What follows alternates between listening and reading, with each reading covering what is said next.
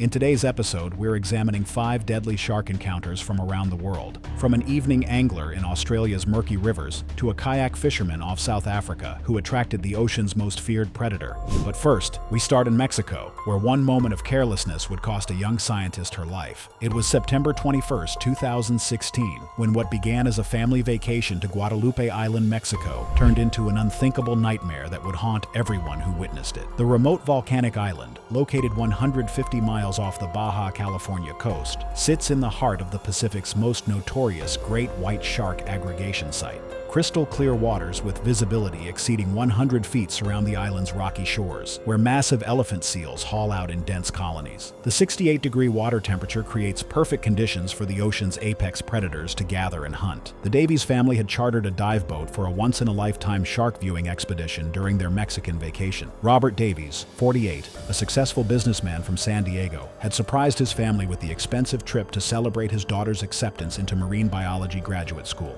His wife, Sarah, 45, watched nervously from the boat's upper deck while their daughter prepared for what should have been the highlight of their vacation. The experienced dive operators had positioned their vessels strategically near the island's northeastern seal rookeries, where satellite data indicated the presence of exceptionally large female great whites. Ramona Davies, a 19-year-old college student with dreams of becoming a marine biologist, had begged her parents for this opportunity to see great whites in their natural habitat. Her enthusiasm for marine life and fearless attitude toward the ocean had brought the family to this remote location, despite her mother's reservations about the inherent dangers. Recent satellite pings had detected an enormous female great white in the area, estimated at nearly 19 feet in length. Multiple large dorsal fins had been observed making passes near the boat throughout the morning, creating excitement among the tourists and crew. Great white sharks are the ocean's most formidable predators, capable of reaching lengths exceeding 20 feet and weights of over 5,000 pounds. These apex hunters employ sophisticated hunting strategies, often approaching prey from below using their counter-shaded coloration for camouflage. Female great whites, particularly large specimens, can display heightened investigative behavior around boats and surface activity. Their powerful jaws contain rows of serrated teeth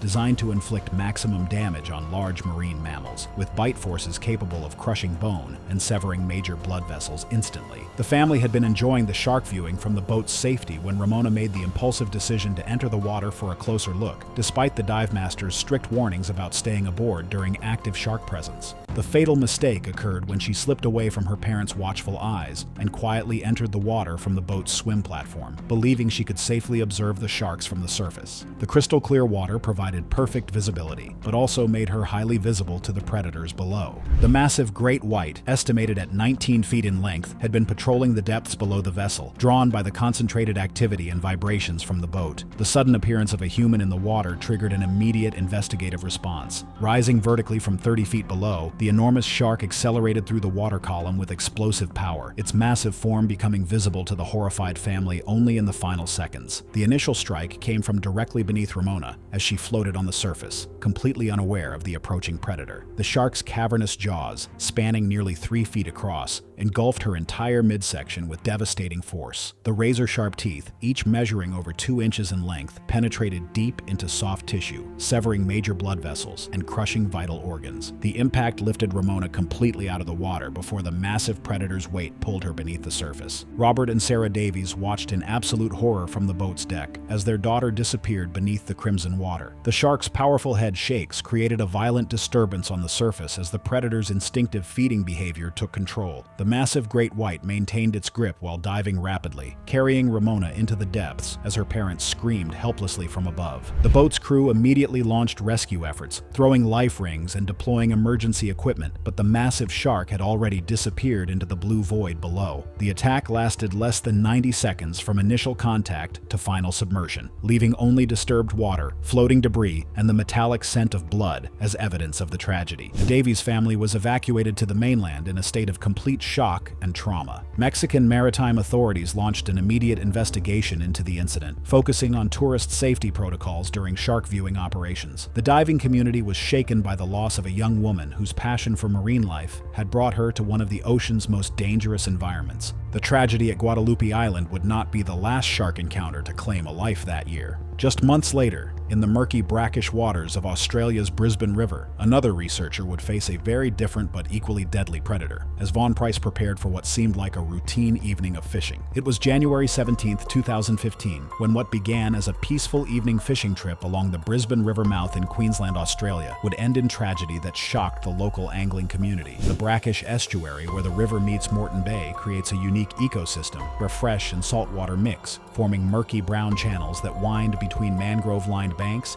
and industrial port pylons. Recent heavy rainfall had swollen the river, pushing sediment downstream, reducing visibility to less than 3 feet. In such low visibility, bull sharks rely almost entirely on electroreception and lateral line detection, making mistaken identity bites far more likely. The incoming tide carried baitfish schools into the shallows, creating perfect feeding conditions for the estuary's most dangerous residents. Bull sharks in the Brisbane River typically range from 6 to 9 feet, though rare individuals exceeding 10 feet have been recorded. Vaughan Price, a 32-year-old weekend angler and part-time barista, had chosen this location for its reputation among local fishermen for producing quality threadfin salmon and bream during evening tide changes. Joining him were his regular fishing companions, Declan Hayes, a 31-year-old barista who managed tackle preparation on shore, and Martha Telly, a 28-year-old graduate student who documented their catches for a local fishing forum. The trio had selected this stretch near the port pylons because recent reports indicated juvenile bull sharks had moved upriver following the storm runoff. The evening's fishing had been productive, with several quality bream already secured. However, Vaughan had made the decision to use a traditional waist-tied stringer to keep his catch fresh in the water while continuing to fish. The bleeding fish created an expanding scent trail in the murky current, a detail that would prove fatal as darkness approached. Bull sharks are among the most dangerous sharks in the world, uniquely adapted to survive in both saltwater and freshwater environments. These powerful predators regularly patrol river systems and estuaries, particularly after heavy rainfall when runoff creates ideal hunting conditions. Bull sharks are highly territorial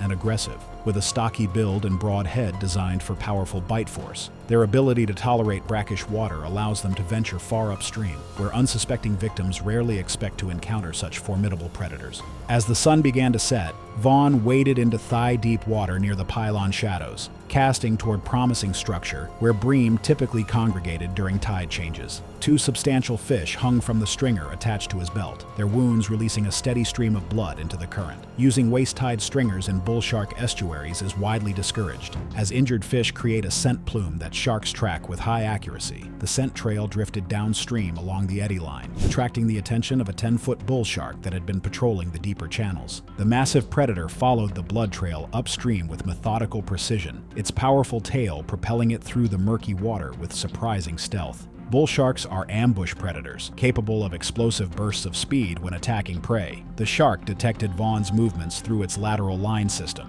homing in on the electrical impulses generated by his muscle contractions. The attack came without warning as Vaughan focused on working his lure near the pylon structure. The bull shark executed a devastating side-on strike, its massive jaws clamping down on Vaughan's upper right thigh, and the bleeding fish simultaneously. The shark's conical teeth penetrated deep into muscle tissue, while the crushing bite force severed the femoral artery instantly. The impact knocked Vaughan backward into the knee-deep water as massive hemorrhaging began immediately. The bull shark's powerful head shake intensified the tissue damage, its teeth sawing through muscle and blood vessels with devastating efficiency. The predator's grip remained firm for several seconds before it released and began circling in the shallow water, the taste of blood triggering heightened aggressive behavior. Vaughan's companions on shore immediately recognized the severity of the situation as the water around him turned crimson. Stellan and Martha rushed into the shallows, pulling Vaughan toward the bank while applying direct pressure to the massive wound. However, the femoral artery injury had created catastrophic blood loss that could not be controlled with basic first aid measures. The major vessel had been completely transected by the shark's bite. Despite their desperate efforts to stem the bleeding using clothing and towels as improvised pressure dressings, Vaughan's condition deteriorated rapidly. The combination of massive blood loss and shock overwhelmed his body's ability to maintain circulation. Within minutes of the attack, Vaughan lost consciousness as his blood pressure dropped to critical levels. Emergency services ambulances arrived within 15 minutes, but the severity of the injuries made medical intervention impossible. Queensland authorities launched an investigation into the incident, focusing on public safety measures in known bull shark habitats. The local fishing community was devastated by the loss of a respected angler. Vaughan's family established a water safety foundation in his memory. The Brisbane River attack highlighted the hidden dangers in Australia's coastal waters, but it would not be the last shark encounter that year. Thousands of miles away in Hawaii,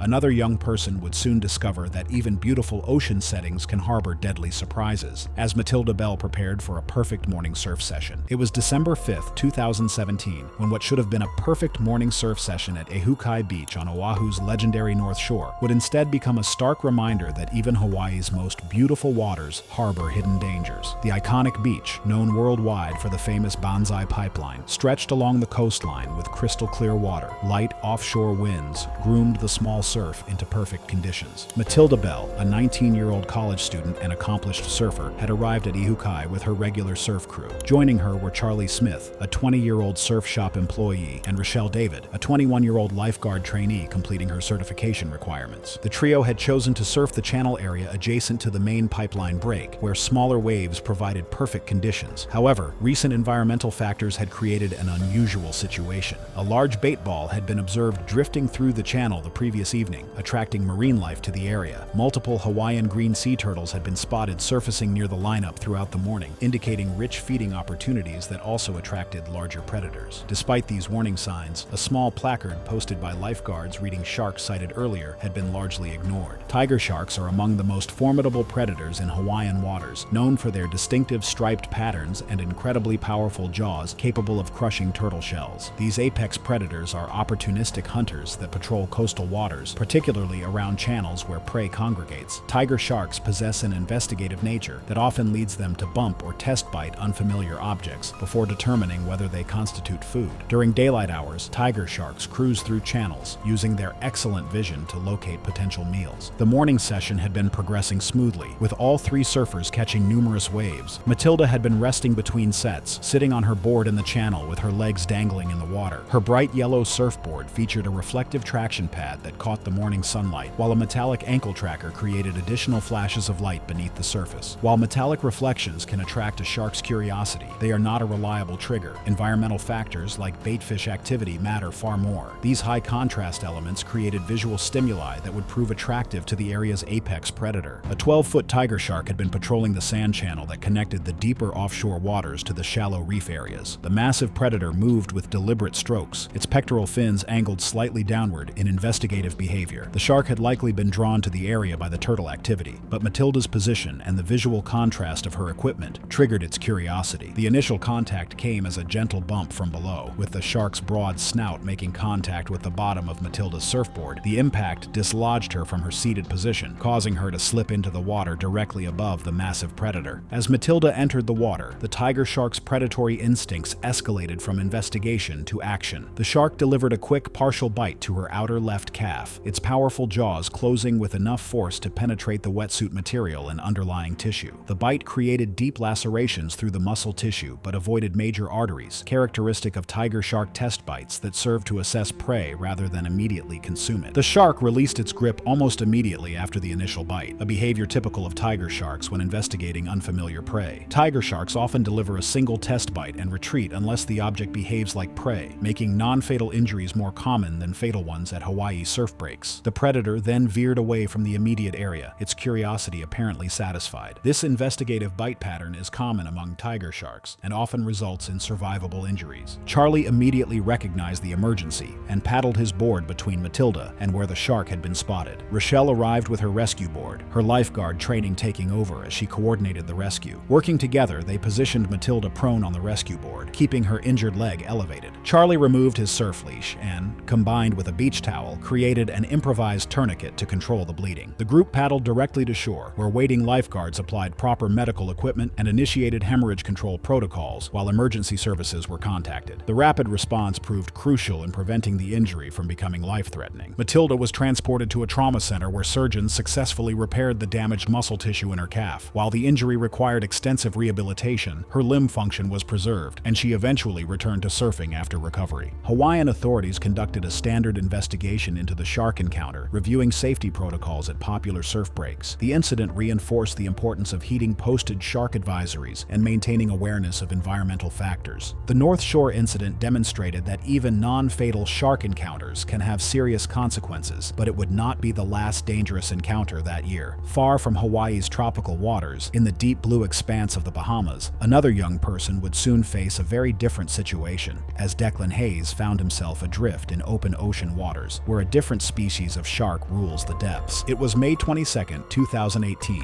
when what began as a routine yacht delivery in the crystal-clear waters of Exuma Sound, approximately 30 nautical miles southeast of Nassau, Bahamas, would transform into a nightmare that highlighted the deadly dangers lurking in the deep blue ocean. The pristine waters stretched endlessly in all directions, their cobalt blue color indicating depths exceeding 6,000 feet. Light chop rippled across the surface as gentle trade winds created perfect sailing conditions. Stellan Quinn, a 29-year-old experienced sailor and yacht delivery captain, had been contracted to transport a 45-foot sailing yacht from Nassau to the Turks and Caicos Islands. Accompanying him was Rena Wells, his 27-year-old sailing partner and navigator, who handled communications from the helm station. The pair had completed dozens of similar deliveries together. The delivery had been progressing smoothly until the yacht's diesel engine suddenly stalled while they were motor sailing in light winds. Initial troubleshooting revealed that debris had fouled the propeller, preventing the engine from operating. With minimal breeze, Stellan made the decision to clear the obstruction manually, rather than wait for stronger winds. The yacht drifted slowly in the deep water as pilotfish and remoras began gathering around the hull. More ominously, multiple dorsal fins had been observed lingering beyond the transom, indicating the presence of large pelagic predators. Oceanic whitetips commonly stay within a few feet of the surface in deep water, rarely descending to great depths when investigating vessels. Oceanic whitetip sharks are among the most dangerous predators in open ocean environments, known for their bold and persistent behavior around vessels and swimmers in deep water. These powerful sharks, typically measuring 10 to 13 feet in length, dominate the pelagic ecosystem where few other large predators venture. Unlike their coastal cousins, oceanic whitetips show little fear of humans and often approach boats with aggressive curiosity. Their most dangerous characteristic is their tendency to circle potential prey with decreasing radius while displaying threat postures. When oceanic whitetips lower their pectoral fins and begin tight circling patterns, marine biologists recognize this as classic pre-attack behavior. Despite the obvious presence of large sharks in the area, Stellan entered the water with only a diving mask and knife, intending to quickly clear the fouled propeller. Entering open water with circling whitetips is considered extremely high risk, as this species is known for escalating from curiosity to aggression quickly. The fatal mistake was his failure to rig a safety line or create any barrier between himself and the open ocean, leaving him completely vulnerable. Rena maintained watch from the deck, but without proper safety equipment, her ability to assist was severely limited. An 11-foot oceanic whitetip had been circling the yacht for over an hour, displaying the species' characteristic investigative behavior. As Stellan entered the water, the massive predator immediately altered its swimming pattern, lowering its pectoral fins to a horizontal position and tightening its circular approach. This posture change signaled the transition from curiosity to predatory assessment. The shark's first pass brought it within arm's reach of Stellan as he worked beneath the hull, but the predator continued circling without making contact. However, each subsequent circle brought the oceanic whitetip closer, and its movements became more erratic and aggressive. The shark's persistence escalated rapidly as it detected Stellan's vulnerability. The initial attack came as a quick lunge that secured a bite to Stellan's left forearm. The shark's powerful jaws clamped down with crushing force that fractured bones and severed major blood vessels. Stellan attempted to kick toward the yacht's swim ladder, but the injury and blood loss had already begun to compromise his strength. The oceanic whitetip released its initial grip, but immediately returned on a higher attack angle, this time targeting Stellan's upper thigh. The second bite was more devastating, with the shark's teeth penetrating deep into muscle tissue and severing the femoral artery. The forceful headshake that followed caused massive tissue damage and accelerated blood loss. As Stellan lost his grip on the swim ladder, the shark executed a third and final attack, biting across his lower torso with devastating effect. In open ocean attacks, oceanic whitetips often make multiple smaller bites that escalate into a feeding event, rather than a single massive torso bite. The crushing force caused internal organ damage, while the shark's thrashing motion prevented any possibility of escape. The massive blood loss from multiple arterial injuries, combined with the trauma of being pulled underwater repeatedly, caused rapid unconsciousness and death within minutes. Bahamian maritime authorities launched an investigation into the incident, focusing on safety protocols for yacht deliveries in remote ocean areas. The sailing community mourned the loss of an experienced captain. Stellan's family established a foundation promoting ocean safety education. The tragedy in Bahamian waters would not be the final shark encounter that year. In coastal waters off South Africa, another experienced waterman would soon discover that even familiar environments can harbor deadly surprises, as Canyon Williams prepared for what seemed like a routine kayak fishing expedition. It was July 11, 2015, when what began as a promising early morning kayak fishing expedition off Cape Point, Western Cape, South Africa, would end in tragedy that sent shockwaves through the local angling community. The rugged coastline where the Atlantic and Indian Oceans meet creates one of the world's most dynamic marine environments, with powerful currents and upwelling systems that support abundant sea life.